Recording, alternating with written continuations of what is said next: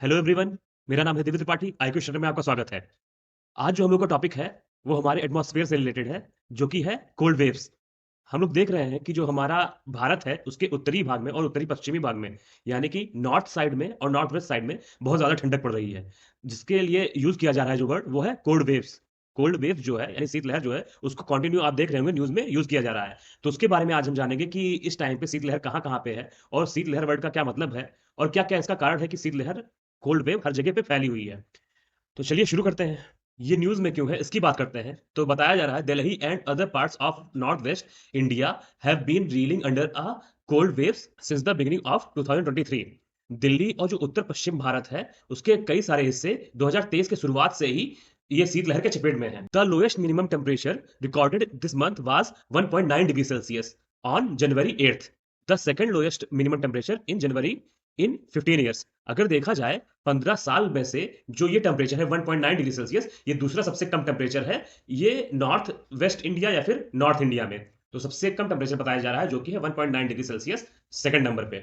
तो अपने आप में ये बहुत ठंडा साल है और इसके कई सारे रीजंस हैं कि वहाँ पे लोग परेशान हो रहे हैं और ठंड से बचने के लिए अपने घरों में छुपे हुए हैं। कहीं-कहीं पे तो लोग वैसे ही भी परेशान हैं जिसके पास घर नहीं है।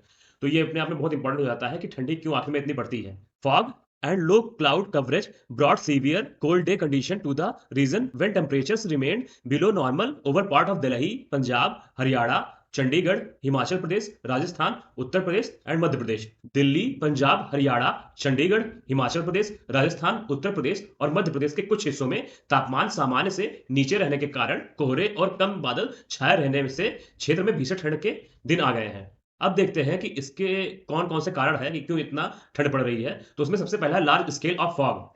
जो फॉग है उसका बहुत ज़्यादा होना ये अपने आप में बहुत इंपॉर्टेंट रीज़न है। जो हमारा भारत का आईएमडी है, इंडियन मेट्रोलॉजिकल डिपार्टमेंट, उसने बताया है कि जो सबसे बड़ा मेजर फैक्टर है contributing to colder than normal temperature, जो सामान्य से तापमान कम रहने के लिए जो सबसे बड़ा ज़िम्मेदार है, वो है कोहरा। जैसे कि जो कोहरा होता है, वो ज़्यादा देर तक रहता है, ज़्यादा देर तक हमारे एटमॉस्फेयर में रहता है और जो सनलाइट होती है, उसे हमारे सरफेस पे पहुँचने से रोकता है। तो इस वजह से भी गर्मी नहीं आ पाती है और ठंडक का असर ऐसे ही बना रहता है।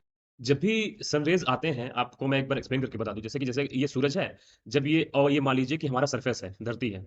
उसके बाद जब यहाँ से सनरेज़ आते हैं, तो ये शॉर्ट वेवलेंथ की तरीके से आते हैं, यानी कि लघु तरंग-दैर्ध्य की तरीके से हमारी पृथ्वी पे आते हैं। और उसके बाद यहाँ पे सरफेस हमारा कुछ हीट एब्ज़ॉर्ब करता है। उसके बाद जब शाम होती है, तो यहाँ से हीट को रिलीज़ करता है, ठीक है? तो जब यहाँ से रिलीज़ करता है हीट को, तो उसके बाद हमारे एटमॉस्फेयर में ये जो हमारा वायुमंडल रहता है, वो रोक लेता है, क्योंकि वायुमंडल हमारा जो है, वो शॉर्ट वेवलेंथ को अंदर आने देता है, लेकिन लॉन्ग वेवलेंथ को जो किरणें होती हैं, उनको जाने से रोकता है। तो जो वायुमंडल जब रोक लेता है इस हीट को, उसके बाद हमारा एटमॉस्फेयर थोड़ा गर्म बना रहता है, पृथ्वी की हीट बनी रहती है। इसी वजह से आप समझ लीजिए कि इतने सालों तक किसी भी ग्रह में जीवन संभव रह सका है, उसमें हमारा एटमॉस्फेयर भी बहुत बड़ा ज़िम्मेदार है। जब हमारे पास हीट आती ही नहीं है कोहरे की वजह से, तो हम किस चीज़ को रोक सकेंगे? तो इसलिए कोहरा जो रहता है, वो रोके रहता है, जो सनलाइट्स रहती है उनको आने ही नहीं देता है। इसके वजह से जो हमारा वो सरफेस रहता है पृथ्वी का, वो ना हीट अब्ज़ॉर्ब करता है, उसके बाद ना रिलीज़ करता है और ना ही एटमॉस्फेयर हमारा कवर करता है।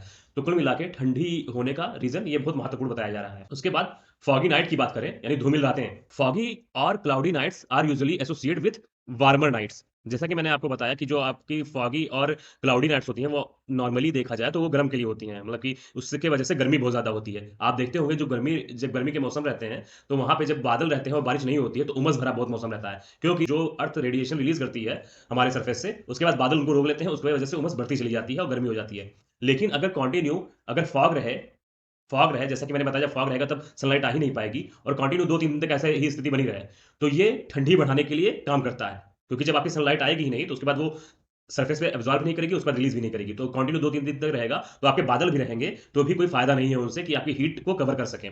तो कुल मिला के ये सारे जो फैक्टर हैं, वो ठंडी पैदा करने के लिए बहुत अच्छा माहौल क्रिएट कर देते हैं। तो इस वजह से ठंडी बढ़ने लगती है। Light winds and high moisture near the land surface have been contributing to the formation of a blanket of fog over large swells. जैसे कि जो भी हल्की हवाएँ होती हैं, मतलब कि अगर आपकी हल्की हवाएँ चला करें और जो बहुत ज़्यादा आर्द्रता रहे, आपके एटमॉस्फेयर में बहुत ज़्यादा आर्द्रता रहे, तो वो जो फॉग होता है, कोहरा होता है, उसके लिए बहुत अच्छी कंडीशन क्रिएट कर देते हैं कि वो एक चादर के रूप में पूरे जगह पे फैल जाए। तो ये सारी जो कंडीशंस हैं, वो इस टाइम पे, इस मौसम में, जनवरी के टाइम पे जो आप इस टाइम महसूस कर रहे हैं, वो पूरी तरीके से इसी के अनुकूल हैं कि फॉग आपका एक चादर के रूप में फैला है। आप देखते होंगे कोहरा हर जगह पे फैला हुआ है, आपके नॉर्थ और नॉर्थ वेस्ट इंडिया में।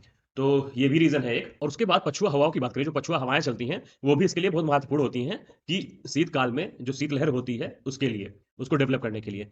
अगर बात किया जाए वेस्टर्न डिस्टर्बेंस की, यानी कि पश्चिमी विक्षोभ की, तो इस टाइम पे उतना वो एक्टिव नहीं हुआ है। पश्चिमी विक्षोभ एक परिघटना है, यानी कि एक ऐसा फिनोमिना है, जो आपके क्लाइमेटोलॉजी से बिलॉन्ग करता है। उसको मैं आपको ज्योग्राफी के क्लास में आपको अच्छे से एक्सप्लेन करूँगा और आपको सारी चीज़ें क्लियर हो जाएँगी।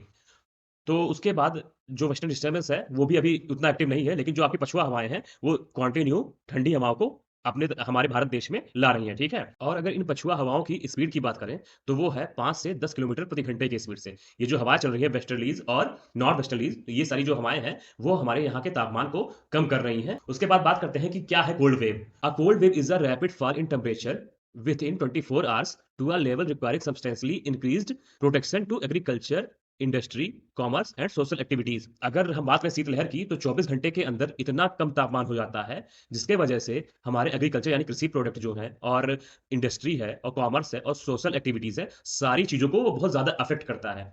तो जब कभी कभार ऐसा एक 24 घंटे में जब इकट्ठे तापमान गिर जाए हमारे मतलब रीजन का, तो उसे हम कहते हैं शीतलहर के चपेट में आना। क्योंकि ठंडी इतनी अचानक से बढ़ जाती है, तापमान अचानक से घट जाता है 24 घंटे के अंदर, तो उस टाइम पे ये सारी जो क्रियाएँ हैं, जो हमारी दैनिक क्रियाएँ हैं, और जो एग्रीकल्चर और इंडस्ट्री से रिलेटेड क्रियाएँ हैं, वो सारी ठप पड़ जाती हैं। और ये सारी डिटेल्स जो है, वो आईएमडी ने भी एक्सप्लेन किया है अपनी रिपोर्ट में, तो इसकी वजह से मैं उसका रेफरेंस देके आपको बता रहा हूँ। और आप देखते हैं कि शीतलहर की स्थिति क्या होती है, यानी कंडीशंस क्या-क्या होते हैं।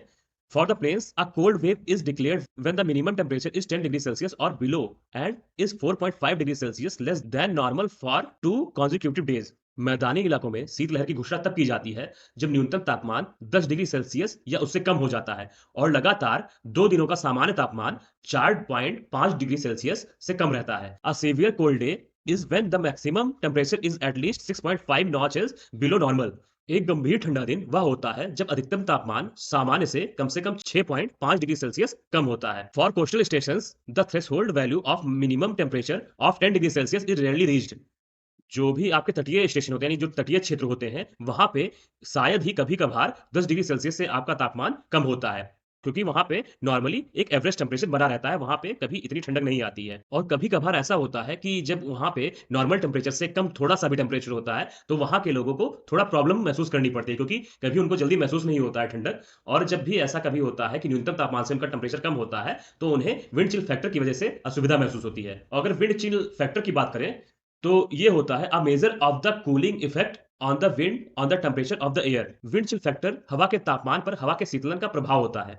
तो ये जब जब भी टेम्परेचर नॉर्मल से कम हो जाता है, तो ये फैक्टर काम करता है और वहां के लोगों को असुविधा होती है, जो भी हमारे तटीय क्षेत्रों में लोग रहते हैं। अब बात करते हैं कि जो इंडिया के कोर जोन में आते हैं, जहां पे सबसे ज्यादा ठंडी पड़ती है, उनको देखते हैं। India's core cold wave zones, Bharat का कोर शीतलहर क्षेत्र। तो इन क्षेत्रों की बात करें, तो आपका है पंजाब, हिमाचल प्रदेश, उत्तराखंड, दिल्ली, हरियाणा, राजस्थान, उत्तर प्रदेश, गुजरात, मध्य प्रदेश, छत्तीसगढ़, बिहार, झारखंड, वेस्ट बंगाल, उड़ीसा, तेलंगाना। तो ये सारे राज्य भारत के कोर शीतलहर क्षेत्र के अंतर्गत आते हैं। तो जब भी आपको ऐसा कोई न्यूज़ में आए कि India's core cold wave zones में बहुत ज़्यादा ठंडी देखी जा रही है, तो आप ये जान जाइएगा कि इन क्षेत्रों की बात हो रही है, इनमें से किसी की बात हो रही है, तो ऐसे होता है, ठीक है? तो आईएमडी ऐसे वर्ड्स को यूज़ करता रहता है। Cause of cold wave in India, Bharat में शीतलहर के कारण क्या हैं, उनके बारे में समझते हैं। जैसा कि मैंने बताया कि बादल जो होते हैं, वो गर्मी को मेंटेन रखने के लिए काम करते हैं। लेकिन जिस टाइम पे ये हमारा शीतलहर चलता है, वहाँ पे उस टाइम पे बादल नहीं रहते हैं और ठंडक मौसम बनने के लिए ये बहुत ही अनुकूल स्थिति हो जाती है। उसके बाद दूसरा जो है, अगर हम हिमालय की बात करें, तो वहाँ पे इस टाइम पे बर्फबारी हुई है। उसके वजह से जो हमारा नॉर्थ वेस्ट इंडिया है और नॉर्थ का मैदानी जो भाग है, वहाँ पे ठंडी बहुत ज़्यादा देखी जा रही है। ये रीज़न इसलिए होता है क्योंकि हमारे जो भी हवाएँ होती हैं हमारी पृथ्वी पे, वो ठंडे से गर्म की तरफ आकर्षित होती हैं, व उस तरफ पे प्रवाहित होती हैं। तो जब भी, जैसे कि मान लीजिए हिमालय ज़्यादा ठंडा है, उसके कंपेयर में हमारा जो ये पार्ट है, जहाँ पे ठंडी इस टाइम पड़ रही है, उससे कम ठंडा है। तो वहाँ से जो हवाएँ उठती हैं, वहाँ से फिर हमारे मैदानी भागों पे और बाकी क्षेत्रों में प्रवाहित होती हैं। इस वजह से यहाँ पे ठंडी बहुत ज़्यादा देखी जाती है। उसके बाद अगला बात करें, subsidence of cold air over the region. जो हवाओं का जो ठंडी हवाएँ हैं, उनका सब्सिडेंस होता है इस एरिया में, इस क्षेत्र में, इस मौसम में, इस क्षेत्र में जो ठंडी हवाएँ हैं, उनका अवतलन होता है। इस वजह से यहाँ पे ठंडी और ज़्यादा बढ़ी हुई देखी जाती है। तो आप इसको भी याद रख सकते हैं। उसके बाद अगर हम बात करें लानिना, जैसे कि हम लोग जानते हैं कि एल नीनो और लानिना एक इफ़ेक्ट है, जिसके वजह से हमारे मानसून में बहुत ज़्यादा बदलाव आता है। जैसे कि वो पूरा पैसिफिक बेल्ट को ही चेंज रखता है बारिश के लिए और मानसून के लिए। तो जो जो एल नीनो है, वो हमारे लिए नुकसानदायक रहता है, उसके वजह से हमारे यहाँ पे कहीं-कहीं पे सूखा और कहीं-कहीं पे बाढ़ की स्थिति देखी जाती है। लेकिन जो लानिना है, उसका हमारे जो एटमॉस्फेयर है, हमारा जो रीजन है भारत के लिए, वो बहुत ही लाभदायक होती है। लेकिन सर्दियों के लिए ये उतनी ही घातक होती है। जैसे कि अगर लानिना की बात करें, तो ये मानसून के लिए तो बहुत अच्छा है कि हमारे यहाँ पे बहुत ज़्यादा बारिश होती है और बहुत अच्छे तरीके से मानसून क्रिएट रहता है हमारे यहाँ पे, सूखा नहीं पड़ता। लेकिन जब ठंडी की स्थिति रहती है, तो प्रशांत महासागर में जो लानिना उत्पन्न होती है, जो भूमध्य प्रशांत महासागर होता है, उसमें असामान्य ठंडी को वो बढ़ा देता है। जो ठंडी सतह रहती है उसको असामान्य तरीके से बढ़ा देता है। उस वजह से जो शीतलहर होती है उसमें और ये समर्थन का कार्य करता है, यानी कि उसको और प्रमोट कर देता है जो कोल्ड वेव्स होती हैं उनको। तो इस वजह से ये ठंडी में हम लोगों के लिए एक बहुत ही मतलब अच्छा फिनोमिना नहीं कह सकते हैं, इसको नेगेटिव में देखा जाता है। और लानिना की कंडीशन हर टाइम पे नहीं क्रिएट होती है, ये कंटिन्यू रहने वाला फिनोमिना नहीं है। जब भी कभी लानिना उत्पन्न होता है या फिर लानिना क्रिएट होता है, उस टाइम पे जो कोल्ड वेव्स होती हैं उनको ये सपोर्ट करता है, इनके जो तीव्रता होती है उसको और बढ़ा देता है, इंटेंसिटी को और बढ़ा देता है। और जो रीजन होता है, जैसे कि नॉर्मली जो कोल्ड वेव्स के उसमें रीजन आने वाले होते हैं भारत के, उससे और ज्यादा रीजंस आ जाते हैं जब लानिना एक्टिव रहता है। जैसे कि मान लीजिए कि नॉर्मली आपका थोड़े जगह पे ठंडी पड़नी थी, लेकिन अगर लानिना एयर हो जाता है तो वहां पे और ज्यादा एरिया में ठंडक हो जाती है।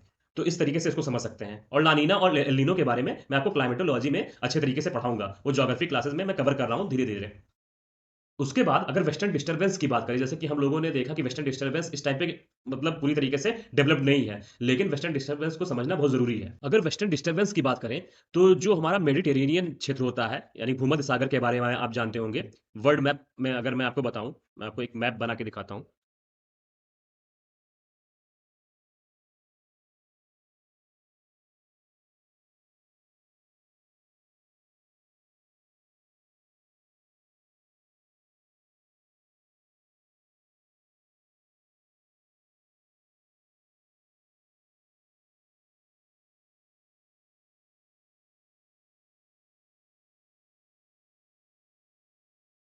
तो जैसे कि ये समझिए कि आप ये भारत है और उसके बाद यहाँ पे भूमध्य सागर है, यानी मेडिटेरेनियन सी है। ये आपकी ये सी है, मेडिटेरेनियन सी। और उसके बाद यहाँ पे जो एक यहाँ पे जो एयर क्रिएट होती हैं, वो यहाँ पे आती हैं ईस्ट के तरफ। तो ये पूर्व दिशा में गतिमान होती हैं वेस्टर्न हवाओं की वजह से। और इसमें जेट स्ट्रीम भी बहुत इंपॉर्टेंट होती हैं। तो जब ये इनको यहाँ पे ढकेला जाता है भारत की तरफ, तो इस वजह से भारत में जो आपका जो सबसे पहले यहाँ पे पड़ता है इंडिया का नॉर्थ वेस्ट साइड, उसके बाद यहाँ पे जो मैदानी भाग पड़ता है भारत का नॉर्थ साइड पे, वहां पे ठंडक बढ़ जाती है। तो ये भी एक रीजन होता है यहाँ पे ठंडक बढ़ने का, पश्चिमी विक्षोभ भी, जो कि मेडिटेरेनियन सी में जो हो रहा है क्लाइमेटिक कंडीशन, उसके वजह से पूर्व दिशा में वो जो हवाएं बहती हैं उसके वजह से यहाँ पे ठंडक बढ़ती है। तो आप ये याद रखिएगा। उसके बाद अब बात कर लेते हैं जिसके बारे में हम लोग कंटिन्यू बात कर रहे हैं कि आईएमडी ने ये बताया, आईएमडी ने ये बताया, आईएमडी की ये रिपोर्ट है, यहाँ पे ठंडक कितनी ज़्यादा देखी जा रही है, तो उसके बारे में बात करते हैं। तो जो इंडियन मेट्रोलॉजिकल डिपार्टमेंट है, उसकी स्थापना की बात करें तो वो 1875 में हुई थी, यानी 1875 में की गई थी। ये हमारे भारतीय सरकार के, यानी कि जो हमारी गवर्नमेंट है, उसकी मिनिस्ट्री ऑफ अर्थ साइंस के अंतर्गत आता है। और जो हमारे भारत में कोई भी मेट्रोलॉजिकल ऑब्जर्वेशन होता है या फिर वेदर फॉरकास्टिंग होता है या फिर सिस्मोलॉजिकल कोई भी चीज़ जो मूवमेंट होती है उसको जो ऑब्जर्व करने का काम होता है, वो हमारे आईएमडी के द्वारा किया जाता है। तो ये अपने आप में बहुत ही इंपॉर्टेंट बॉडी है, जो कि हमारे आज़ादी के बहुत सालों पहले ही इसका निर्माण किया गया था। तो कुल मिला के हम लोगों ने देखा कि हमारे भारत में जो इस टाइम पे ठंडी पड़ रही है नॉर्थ और नॉर्थ वेस्ट रीजन्स में, वो क्यों पड़ रही है और उसके रीजन क्या क्या हैं, किस तरीके से ठंडी हमारी कंटिन्यू बनी रहती है, कोल्ड वेव्स क्या क्या होते हैं और किन रीजन्स को कोल्ड वेव रीजन्स कहा जाता है, और किस तरीके से आईएमडी हमारा डिसाइड करता है कि कहाँ पे कितनी ठंड पड़ेगी और क्या क्या चीजें वो उसका और कार्य है, इसको भी हम लोगों ने अच्छे तरीके से समझ लिया है। अगर आपको वीडियो अच्छी लगी हो तो आप लाइक करें, कमेंट करें, शेयर करें और सब्सक्राइब करना बिल्कुल भी ना भूलें। मिलते हैं आपसे नेक्स्ट वीडियो में नए कंटेंट के साथ, नए जोश के साथ। तब तक के लिए thank you so much, love you all.